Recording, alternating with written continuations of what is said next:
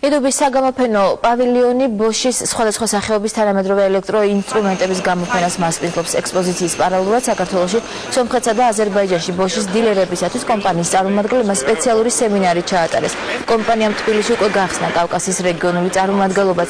დღეს გამოფენაზე თბილისის მერი მივიდა, გიგი უგულავა კომპანიის წარმომადგენლებს ესაუბრა და ადრეზე გაეცნო ბოშის ახალ მიღწევებს.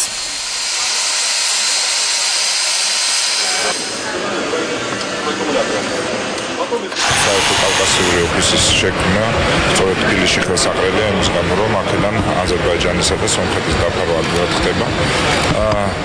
თავად კომპანიას ძალიან კარგი გეგმები აქვს, ანუ აქედან სადისტრიბუციო არა მარტო ოფისის გახსნა, არამედ საწყობის რომლიდანაც რეგიონს დაფარავს, ასე რომ ეს დამატებითი ცნობადობაა და დამატებითი სამუშაო ადგილები, რაც თავარია ხარისხიანი პროდუქციის ყიდვის შესაძლებლობა ექნება კომპანიებს თუ პირებს პირველი ხელიდან, ეს ძალიან მნიშვნელოვანი სიახლეა, ვფიქრობ, ჩვენი ასე ვთქვათ სამშენებლო ბიზნესში დასაქმებული ადამიანებისთვის.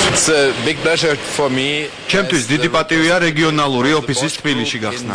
ახლად გახსნილი ოფისი სამი ქვეყნის ბაზარს მოემსახურება. თბილისი ერთგვარად კოორდინატორი იქნება მთელი კავკასიის რეგიონისა. არჩევანი საქართველოზე იმიტომ შევაჩერეთ, რომ თქვენი ქვეყანა სტაბილურია და აქ ბიზნესის კეთება მარტივადაა შესაძლებელი.